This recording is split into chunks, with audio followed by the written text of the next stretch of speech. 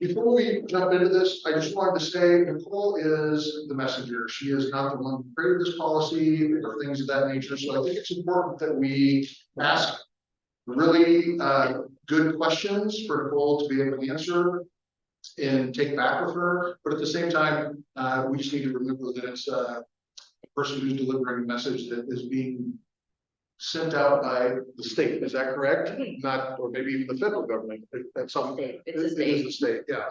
So with that, Nicole, thank you for joining us today on this special time, and I will turn it over to you. Everyone for having me. It's really lovely to see people in person. But again, I'm Nicole Singh. My title at DEQ is Senior Climate Policy Advisor. I know Leader reached out to me to talk and requested that we have someone talk about the specific program that we have, which is called Community Climate Investments. I've been at the agency for almost about 3.5 years now, and I have worked on this program basically since this. The Community Climate Investments program, which I'm going to focus on mostly today, it's part of a larger program called the Climate Protection. I think it'd be really great for not just this group, but people online to kind of give a 30,000 foot level of those programs, of both programs, umbrella, and then that's what I saying. Yes. Yeah, and as I like to say, we do love to we love an acronym. So just very high level, the Climate Protection Program. This is a state program, so it is an Oregon program only. It's not a federal program. It's essentially a program that limits greenhouse gas emissions from fossil fuels across the state. So the way the program works is we have a group of regulated companies. Those are the folks that actually have to complete the program. And those folks are actually fuel suppliers. So the folks who are actually directly regulated by the program are fuel suppliers. So our natural gas utilities are regulated companies, and then also, you know, your Chevrons, your BPs, like your large fuel suppliers. So companies that are bringing these fuels into the state, they're the ones who are directly regulated. Program just has an overall limit on emissions. We don't have specific limits for each individual company. We just sort of have an overall limit on emissions, and we call that a cap. It's basically a sector-wide cap on emissions. And then over time, that number goes down, and that's basically how the program works to reduce emissions. So the program just started in 2022. So of course, you've been working on it at DEQ since about 2020. The program just started in 2022. And we use 3-year compliance period. So we're about halfway through the first.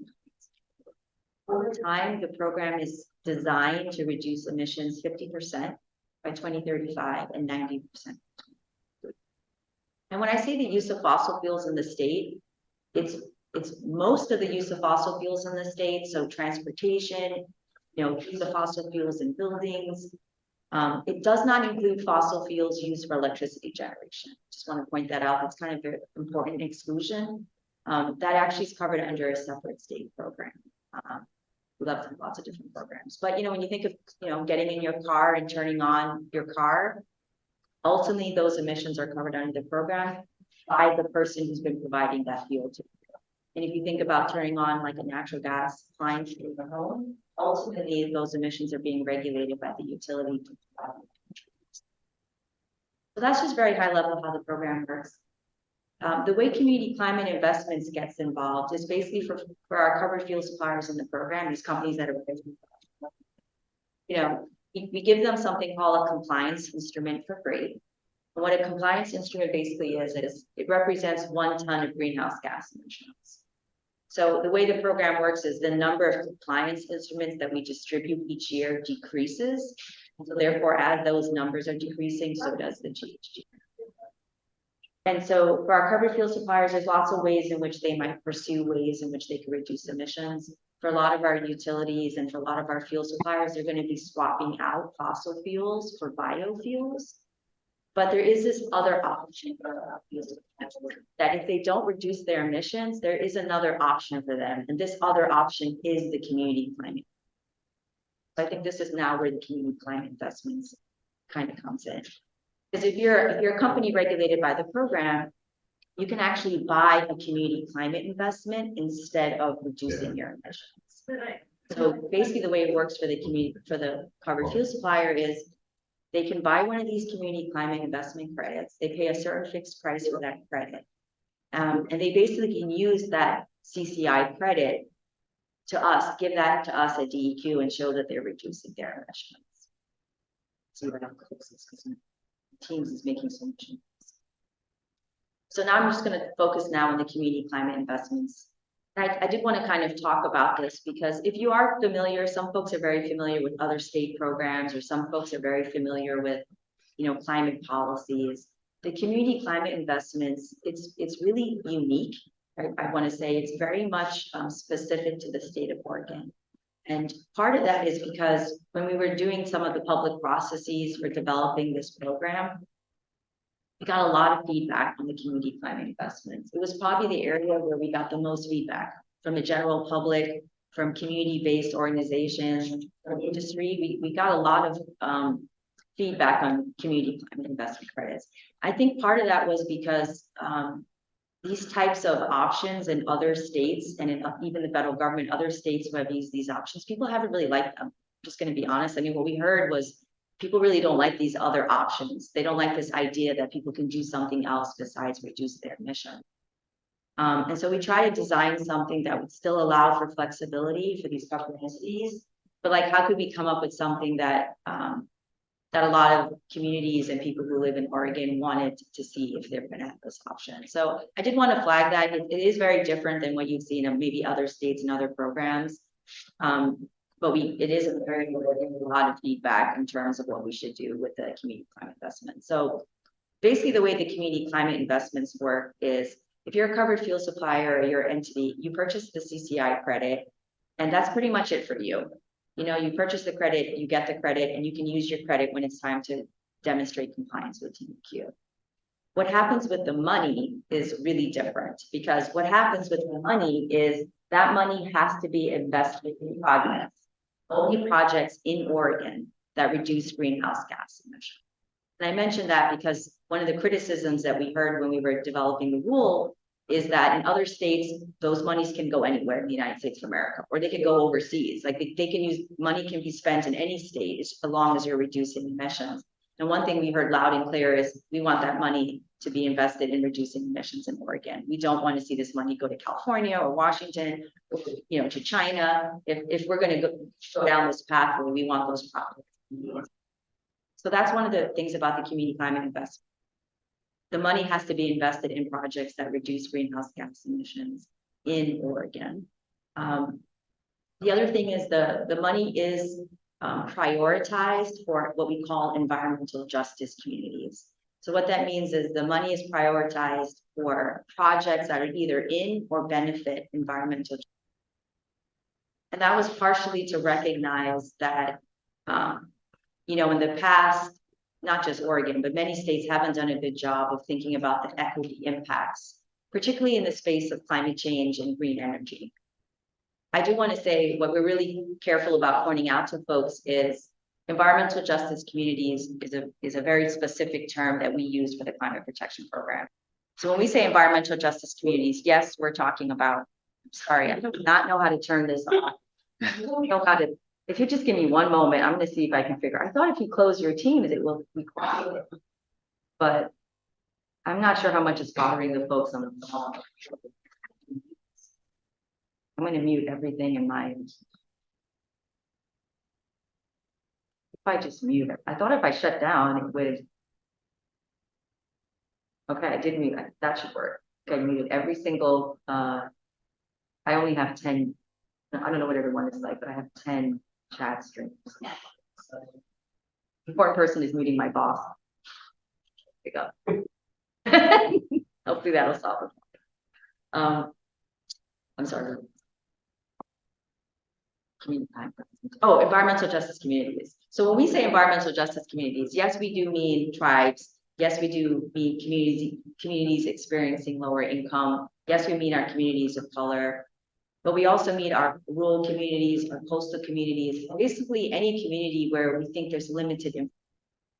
Because, the truth of the matter is what we're most concerned about with community climate investments is not everyone has the same opportunities to pursue alternatives to fossil fuels. right? I think everyone here would agree that folks who live in Portland have much more access to EV chargers, right? There's more infrastructure in some parts of the state than in other parts of the state when you're thinking about transitioning off of fossil, going to clean energy economy. So we heard that loud and clear too, that if we're going to use these funds to reduce greenhouse gas emissions, we're going to, use these funds to kind of bolster the green energy economy. We're going to have to prioritize where those funds should be invested. And so we spent a lot of time working with community-based organizations and other groups on this definition. And I'm actually really proud that like DEQ didn't come up with this definition. It was a whole group of folks at the table negotiating with each other. So like, this is what we think is important. These are the communities that really we need to kind of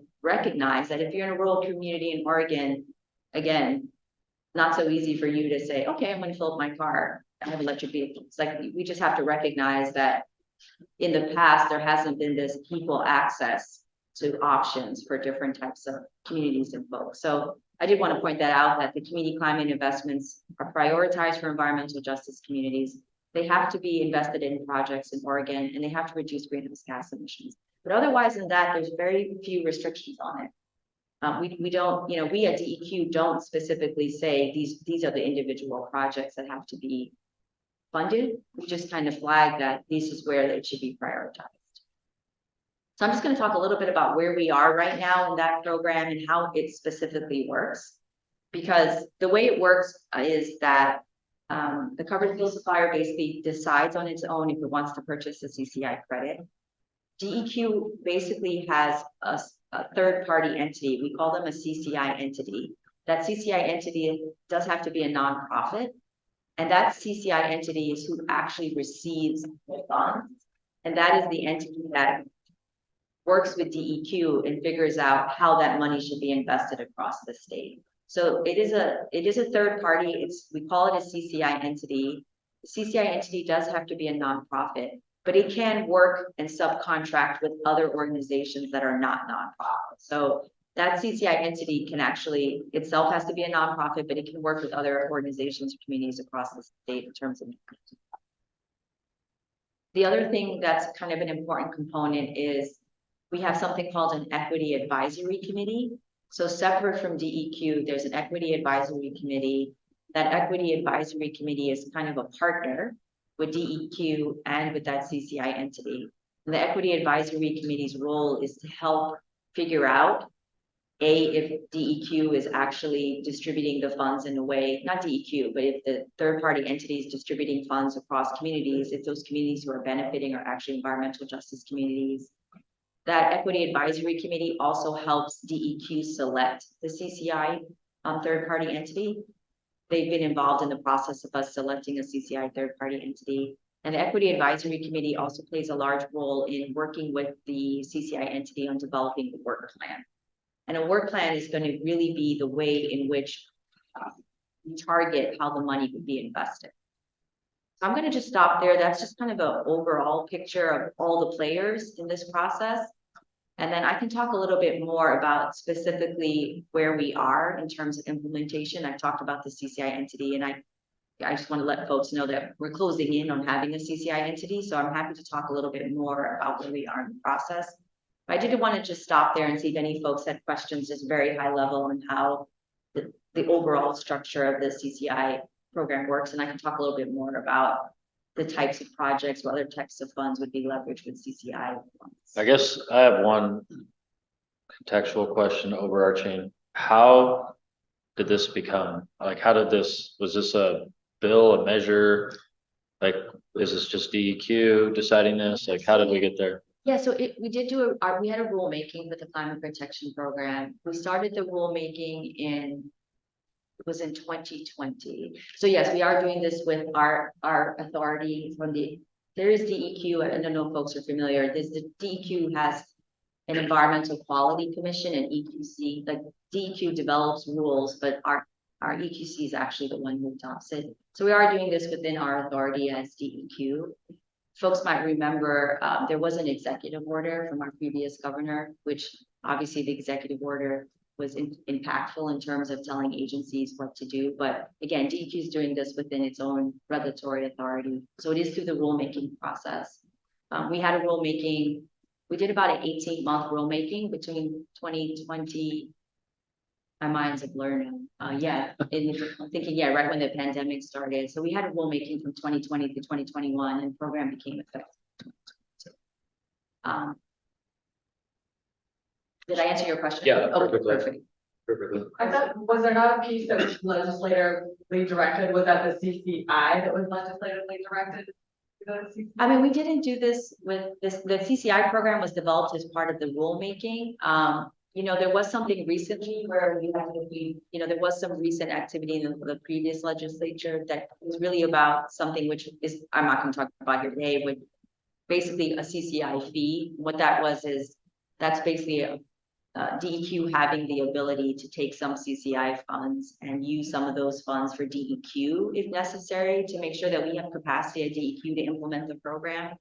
Within the CCI program, the CCI investment funds, included in that is administrative and community capacity building, but there really wasn't a direct mechanism for DEQ if DEQ needs to basically hire additional staff to support the community climate investment programs. And we did hear that that was something that was very important.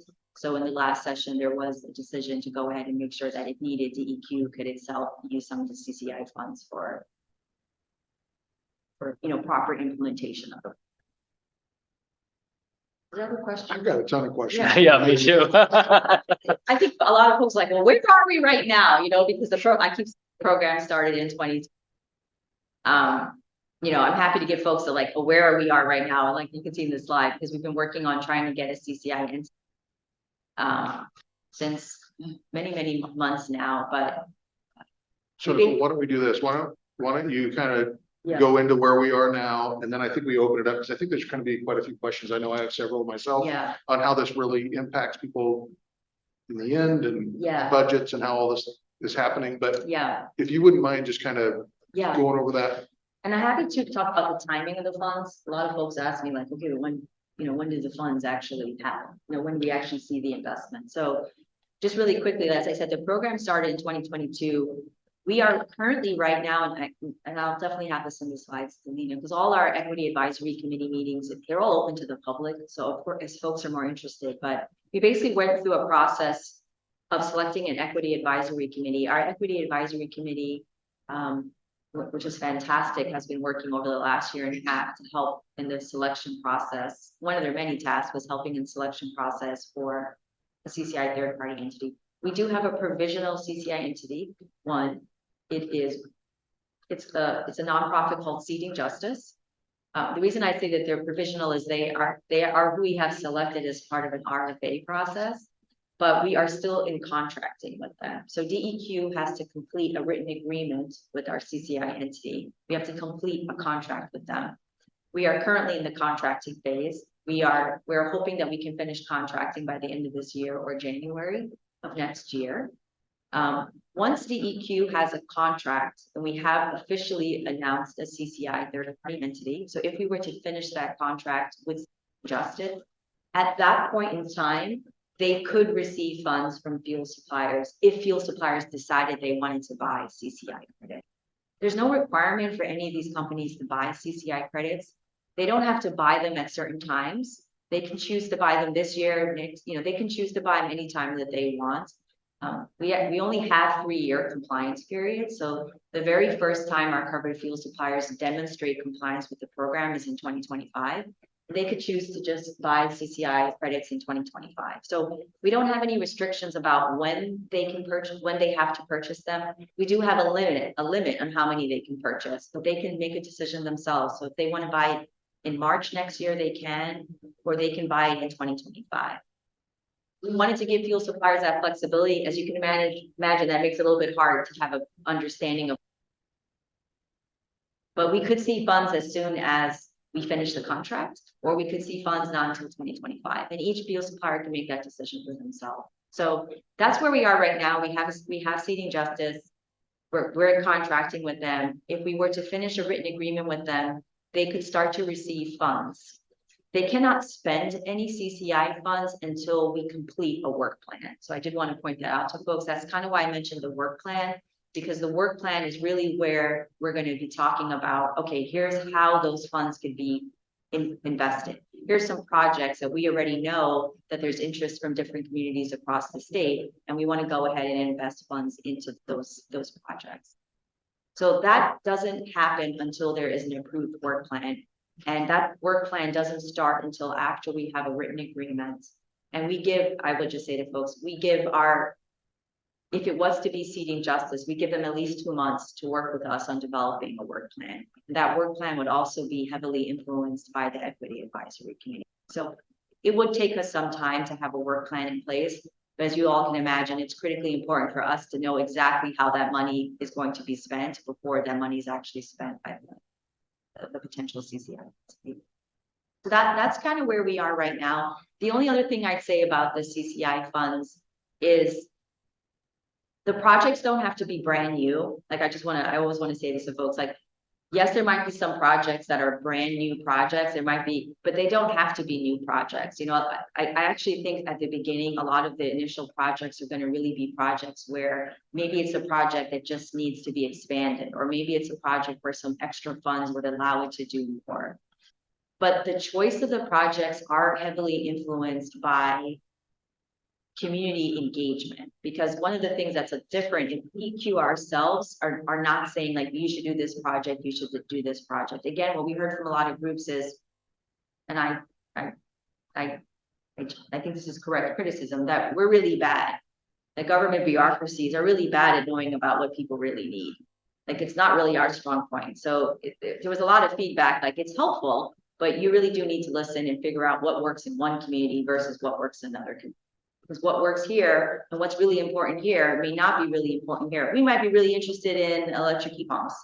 We might be really interested in, construction vehicles being switched off to diesel, right? We might be really interested in something related to expanding EV infrastructure. So one of the things we heard is that, we really need to make sure that the projects are curtailed to the needs of individuals. But the CCI funds, they can be leveraged with other state funds. They can be leveraged with federal funds. It's not that they have to exist independent of other funds. We just have to make sure that the CCI funds are reducing emissions. I'm going to stop there. Sure. Quick question. You mentioned buying a credit, $123. Yeah. What does that equate to from a provider? So provider, because isn't it like 100,000 cubic something or other metric ton of CO2 emissions? So each credit is equivalent to 1 ton GHG emissions. One of the things, and I would say this on something we're going to have to track. One of the priorities, or one of the things that we have to look at for the CCIs is this expectation that for every credit that we give, so each credit is equivalent to 1 ton. For every credit we give, we actually get 1 ton of greenhouse gas. So the price that you see, the 123, it's reflective of a lot of things. I mean, partially it's because, we give the other credits away for free. But, at some point we're trying to figure out like, okay, for each ton of GHG emissions, is that going to, on average, get us to a place at 120? I think there's lots of differences of opinions on this. I mean, we've already heard from a lot of folks that, when you think of energy efficiency improvements in people's homes, right? People talk all the time about, it's such an easy way to reduce gas emissions is to put in more energy efficient, appliances in people's homes or to weatherize. But, a lot of that requires pretty extensive improvements to people's roofs. And those are not inexpensive, so this idea of, how much GHG emissions we might get for the cost of the CCI credit is actually something we have to monitor. It could be that we don't get 1 ton for each credit. I'm just putting that out there because if that does, we definitely would have to evaluate the program, but that's part of the thinking that went into figuring out what each CCI credit was going to cost. So what I'm trying to get to is if I own like a gas station on the corner, like what would I expect to pay? What do you think, a single gas station, just called 4 pumps, or normal gas station, what do you think they're paying in credits a year to comply? You're right, you're the fuel supplier. Oh, so if you're like Pratum. Yeah, so if you're the fuel supplier, yes, we give you we distribute to you a certain number of free community, and we give you free compliance instruments. DEQ doesn't auction or sell the compliance instruments that we give. So I do want to say that we did go ahead and give you the compliance instruments. I do want to be clear, that doesn't mean there isn't a cost to reducing emissions. Yeah. Just because someone gives you a free credit doesn't mean that there's a cost, but we ourselves as DEQ are not charging for the compliance instrument. So I just would say, like, if you're an entity out there and you receive your compliance instruments for DEQ and you're already switching out biofuels, maybe you can already just reduce your emissions with the amount of compliance instruments that we give you. Now, like I said, another option for you might be that, no, I actually have to do more than that. And so therefore I want to buy a community climate investment credit. And right now that price is $123. It does increase every year by about $1, and we do adjust it for inflation. I guess where I'm going with it is at $123, if someone says, I need, on average, what is a provider needing to reduce? So do they need to buy one credit? Do they need to buy potentially 1 million credits? Yeah. And to get that exchange? Well, I think that some folks may not have to buy any. I mean, if the cap is declining, let's say, it's declining at a certain percentage. There's some folks out there who might say, I don't need to buy any CCI credits at all. I definitely think for our liquid fuel suppliers and our propane suppliers, there's a little bit more diversity. I think if you're thinking some of our natural gas utilities, I'm going to say, I think a lot of our natural gas utilities are expecting that they're going to have to buy community climate investment credits in order to meet some of the requirements for them in terms of reducing emissions. Now, whether they want to buy those CCI credits right now, like for the first 3 years of the program, or whether they might need them in the future, I think that's a decision that each fuel supplier has to make. Because I think at the first couple of compliance periods, you're looking at pretty moderate declines, but over time, this program is going to be asking folks to reduce their emissions. When you think of 50% by 2035, there's going to be more pressure for folks to reduce emissions. So there is that decision making being made by individual fuel suppliers. Like some folks might be thinking, because you can bank your compliance instrument, you can take a compliance instrument.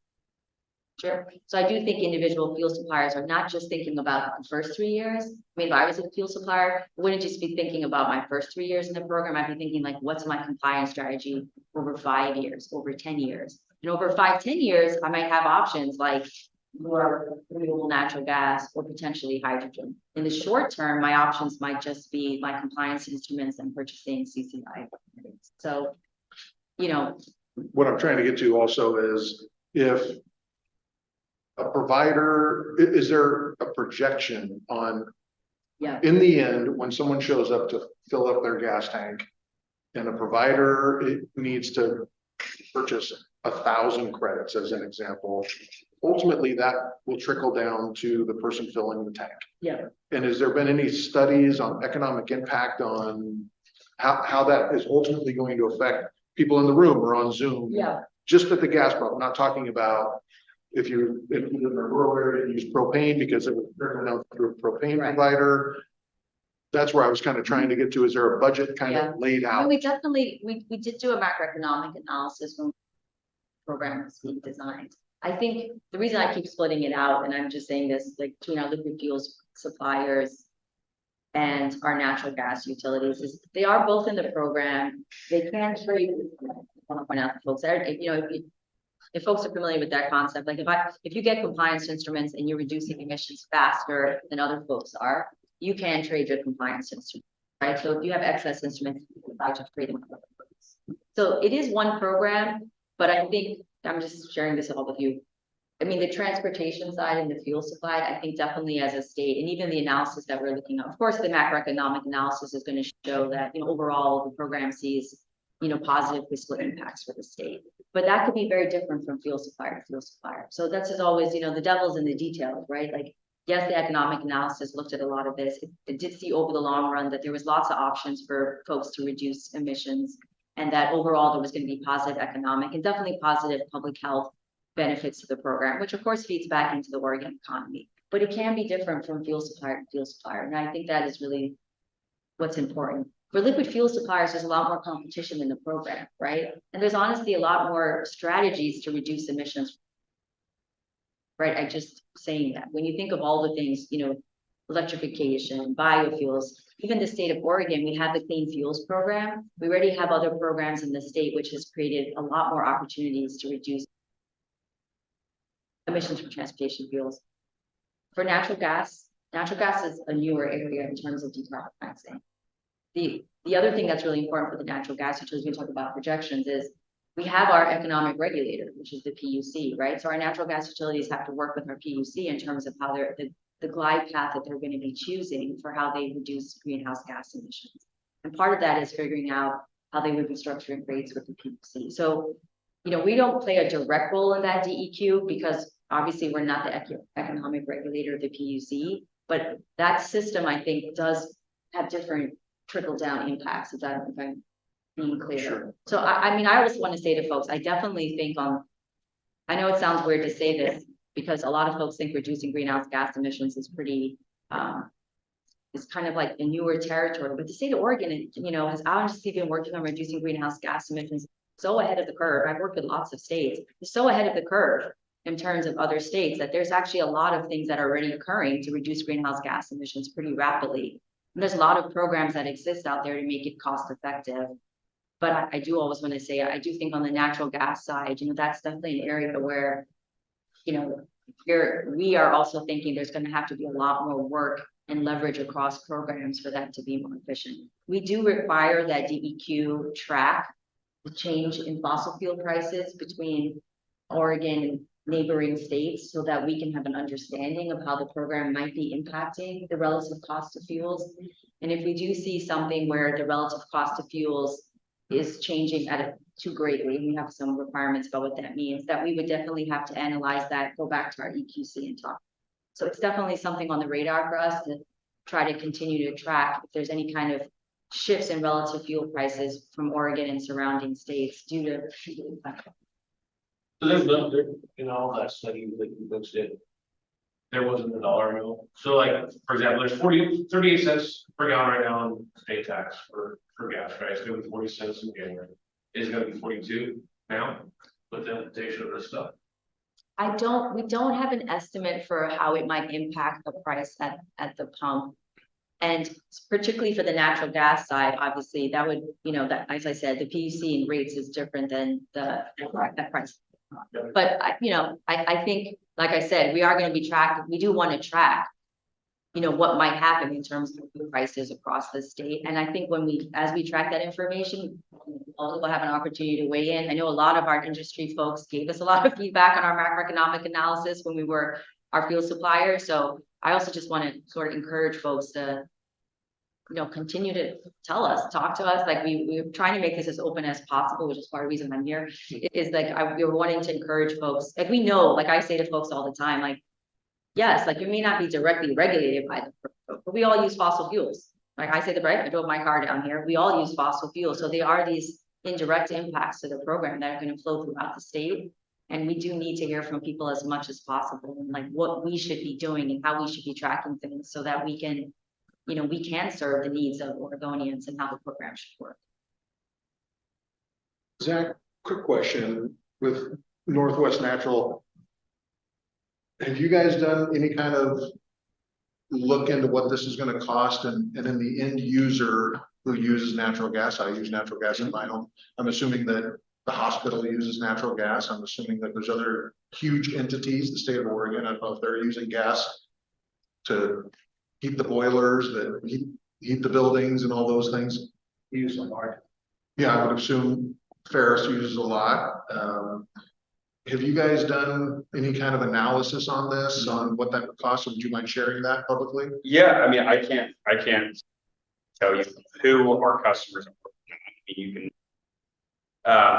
an impact on if this is a route that Northwest Natural will down for compliance mechanism. I think that's an important part that was brought up too, is that it is voluntary. If you look at our most recent IRP that we brought forward to the Oregon Public Utility Commission, they stated that CCI is going to be the most cost-effective way for us to reduce greenhouse gas emissions for the time being. But yeah, we have done an impact, essentially an impact report on what it would cost our customers. I can't really speak to what those numbers are for industry. We have slides on it. I think it's been shared with DEQ. Yeah, I was gonna say, you know, the PUC, I was gonna say the IRP process, I know the utilities are working through the integrated resource plan, and that's a public process. Yeah.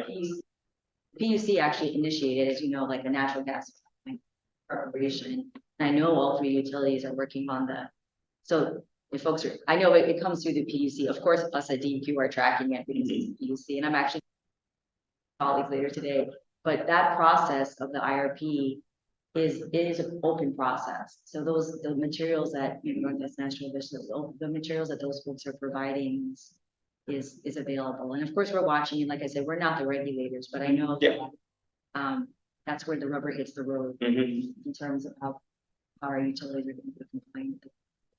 Yeah, we've had projections. I know we have a team that's talked with customers about what it could potentially look like. But we frankly don't have a clear understanding because we haven't seen it actually in process yet. So there are numbers don't necessarily have the authority to tell you what all those are. I'm pretty sure that the information was shared with DEQ. Yeah, recently. we have all the, Yeah. I know it's dockets. I mean, I know it's hard to find stuff on our website, but I try to be, but our PUC colleagues have been great. I think they're doing such a great job of creating these dockets. We did actually, we just did have a rulemaking. So we just started in 2022, but we had another rulemaking. And the reason I just thought I'd bring this up, mentioning natural gas, is, obviously I talk about using biofuels. And what I just mean by that is basically if you're a biofuel, it's as if you have no greenhouse gas emissions, right? So if you're a biofuel, you just don't have any compliance obligations. And so what we mean by biofuel is you're derived from a biogenic source. So if folks are familiar, for a lot of folks are familiar that I think for fossil fuels like transportation, but for natural gas, you'll hear this term a lot, renewable natural gas or biomethane. We use the term biomethane at DEQ, but biomethane is a compliance strategy, right? Using biomethane is a potential strategy. We're just working recently on another rulemaking, which we just sort of concluded, which was really digging into, how the utility could basically source biomethane. So there are all these technical things that are kind of continuing to be implemented. When you mentioned we have to see this, and I know that was another area, and getting more specificity about what were the requirements for our natural gas utility if they decided they wanted to use biomethane in place of fossil fuels. And hydrogen too is another. Hydrogen, right? Yes. I think it'd be really interesting. I'm not trying to put you on the spot or ask for a follow-up or anything, but it would be really interesting from my perspective, and I'm sure others in the room and online, to kind of understand from just Northwest Natural's perspective, whether it's a credit or having to change your process, there has to be an economic impact that ultimately will impact the end user, which is everyone sitting in the room, including policymakers that are making these choices. I think it'd be really interesting if you guys have something like that to have a follow-up that we could potentially send out with this link.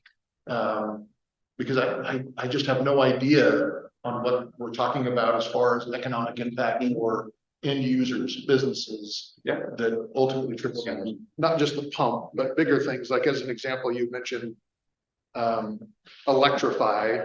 If PGE would not, if I understood you correctly, would not have to acquire credits. Yeah. However, PGE, and correct me if I'm wrong, uses a ton of natural gas to create electricity. So then yes, we don't regulate the electric utilities. Like I said, we don't do electrification. That isn't, but there's a separate program. The energy targets, which is a program that does look at the electricity sector. There is a separate program. It's a complement, but it is being addressed in a separate program. But you're right, but it doesn't use the same mechanism. It doesn't use compliance instruments. It doesn't use CCI.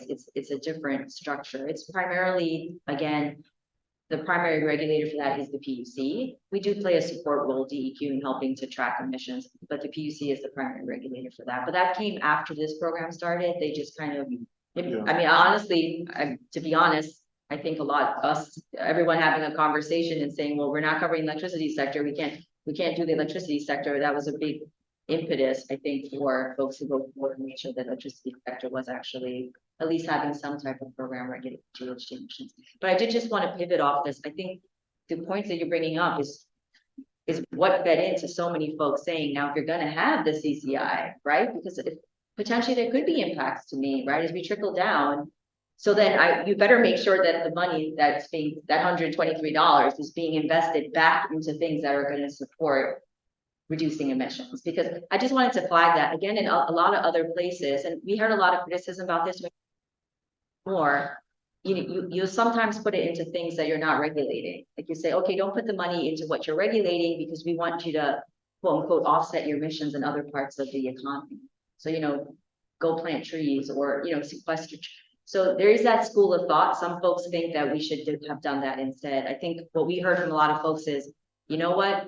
This is a program that's reducing emissions from the use of these fuels. Like this could trickle down to folks in terms of their energy costs. So we want you to put the money back into ways to support emissions reduction in those fields. So yes, this program regulates fossil fuels, gasoline in my car. So I want you to still find a way to make it easier for people to comply with that. So that's a little bit of a different structure, but that's what we were trying to get at with the community climate investments. And again, that was heavily influenced by the public saying, no, find ways to, whether it's rebates, whether it's cost shares, whether it's helping businesses, find ways in which you can help mitigate any of those kind of impacts by investing the money back into the same programs. So to that point, there's only going to be one CCI entity. We can have more than one, but as of right now, we have one provision. And then you guys have the say over the work plan. Like DEQ will say, they submit a work plan, you guys work on it together, but you will get a say. It's final say is DEQ. Yes, we accept this work plan. You can work this work plan. Yes.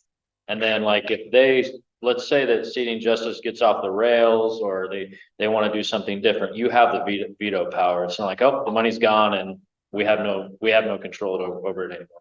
Yeah, I mean, they cannot spend funds that are not part of the work plan. The money does go to them directly. So we have things where if we decide we're not, they violate things, etc., that they're no longer able to spend the money. We can in the future, I just want to point out, we can in the future have more than one CCI entity. Right now, like I said, we have one.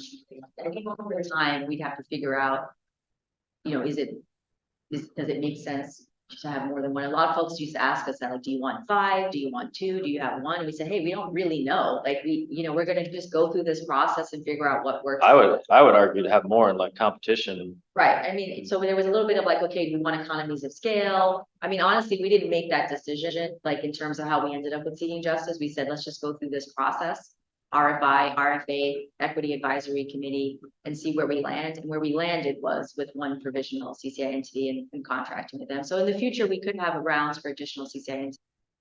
And I think one of the really interesting things too is, like I said, the CCI entity itself, it can implement projects itself, but if you think of seating justice, or it could be subcontracting, right? It could say that seating justice subcontracts with community energy project, who actually does the project. So there's the implementers of the projects can be multiple organizations. There could be multiple organizations that are actually recipients of the money from seating justice.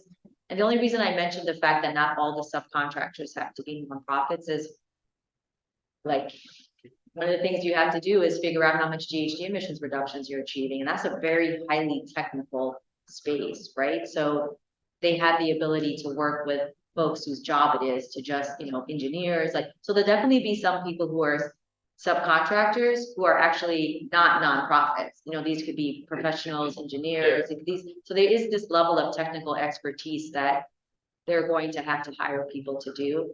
And I just want to be clear that the CCI funds is designed to source. And there's transparency on that contract of how much overhead of say the $123 per credit, how much the CCI entity gets to keep in. Well, we're working, yeah. Their cut of that. We're in that phase right now, this contracting phase, right? And if you read the rule, there are some requirements in there, but again, the devil is in the details, as you can imagine. Yeah. Contracting for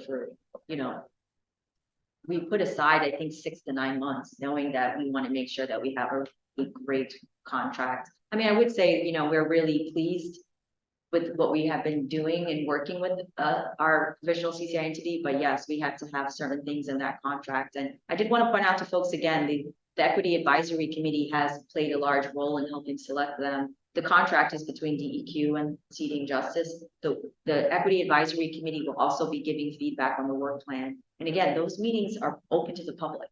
So it's not, you know, we want to, you know, the materials are up there, the RFA is up there. So we want to make sure that, you know, I know a lot of folks are really interested in this because I'm just going to say this. I think a lot of folks are like, okay, when do I get to apply to try to get some CCI funds? You know, I think a lot of folks are like excited to hear, okay, so we keep getting questions like, okay, when is the money going to be available? And I'm like, okay, you know, we don't tell fuel suppliers when to give the money, but I think once we have a CCI entity, I think it's going to become a lot more, open for folks to kind of see and think about ways in which different projects can potentially receive CCI funds. So I also just wanted to kind of encourage folks if you're thinking even further down the road, like what type of projects, or I know places in my community, I know organizations in my community who are doing great work and would be great to help figure out how to spend the money. I just sort of want to encourage you all to kind of keep up to date. We have a list, or I'm happy to keep this group up to date to say like, hey, we finally have someone selected here, go look to our website, because I do think we want to make sure that we're reaching out to lots of folks, not just the Equity Advisory Committee, on what type of projects, what type of businesses, you know, where there's interest, where there's gaps in terms of how we could use potential CCI funds. Those funds, I'm sorry, you still don't have a budget to know how much money Seating Justice is going to get at this point? I mean, there's, you know, they have projections, we have projections, you know, we have tried to get a sense of when we would see monies. Like I said, because, you know, I don't want to speak on behalf of regulated entities, you know, obviously our entities have to make decisions about, yes, the price goes up over time. Do I want to, you know, purchase now? You know, there's a lot of decisions that our fuel suppliers and have to make about whether and how many CCIs they get. Yes, we have some provisional numbers that we kind of internally use to get some ballpark, but it's very provisional because, like I said, we wouldn't know if that's going to happen this year, next year, 2025. You know, is our expectation that some fuel suppliers are going to want to purchase CCI credits? Yes. You know, It just seems like there's a lot of work that's gone into it that to not know what the budget is or where this money is being spent. I don't want to harp on it. no, but I do think, I will say this, I think for the work planning, I definitely think once we have a CCI entity, I do think part of the work planning is creating an estimated budget for a period of time, right? There's no way you can have a work plan and say, here's our work plan for the next 18 months without some sense of a budget. And I do think that we, in working with whoever we're working with, we also have to think about like, what's the best way to say this? Like, what initial amount of money do you need before you can start investing? Like, you can't just, you know what I mean? Like, right. So I do think that that's critically important. And I do think that's going to really be important for the work planning. So it's coming, but I hear your points, Jeff. It's absolutely true. We hear it from, you know, we hear it even from folks that we work with that, you know, we're going to need that. And I do think that's going to be really imperative to the work planning process. Yeah, exactly. Yeah, it's a question that I've been trying to get an answer to, and you're here now, so I think it's perfect timing. Would jurisdictions, if they are, you know, you talk about like the coastal region or any other environmental justice community, would jurisdictions like a city be able to receive funds for projects that they have incorporated into their own climate action plan, for example? Yeah, I mean, one of the things that we a lot of, like we said, like the money can be partnered with other funds. So that's what, you know, I mean, we fully expect that it would be leveraged with other funds, like not just DEQ funds or OHH. It could be other agency funds. It could be other funds from the city. It could be that, again, it does need to be community driven. So we always say it's not like, you know, a jurisdiction would get picked if they came to us and said, blah, blah, blah. Like we'd have to make sure. But if there, let's say there was like one thing we hear tons of people a lot of people talk about public transit. You know, there's some groups that are very focused on expanding public transit. Now, of course, there's lots of others, you know, money that's used for public transit, but you could add CCI money onto something, help expand that public transit or to support it. So it can definitely, I mean, I think the reason I bring this up is I do think partnering with funds is really probably one of the most effective ways to use the funds. We still have to make sure that we can show that the CCI credits, like you still have to calculate what portion of the emission reductions were due to the CCI credits. And for DEQ, we would still have to keep tracking this 1 ton per 1 credit. But yes, the fund, it could be put together with other funds. And I mentioned the federal funds because everyone, right, IRA, bill, like there's so, we're hoping that all this money is going to be coming from the federal government. So again, this project, like 90% of it is being funded with the federal fund, or maybe 90% of it is being funded by its jurisdiction. But the 10%, CCI funds could come in there and be the 10% that puts that project over the top to make it effective to implement. You could use the CCI funds. Okay. So, but it's just that the only reason I say that is we would just want to make sure that it's coming from the communities that this is the project that they want, not directly coming from another government agency. Kind of again, going back to the fact that we're not so great at doing some of this work, of government bureaucracies. So, and I know I'm in the room, so I just was gonna check in. I didn't know if folks on the Zoom. Yeah, because it's great seeing people in the room, Yeah. Are there any questions on Zoom, Lena? There might be. We only have 2 questions minutes, in the room. right? Did folks, I'm so, there's so much to talk about here, Maybe address what it looks like for the agriculture community.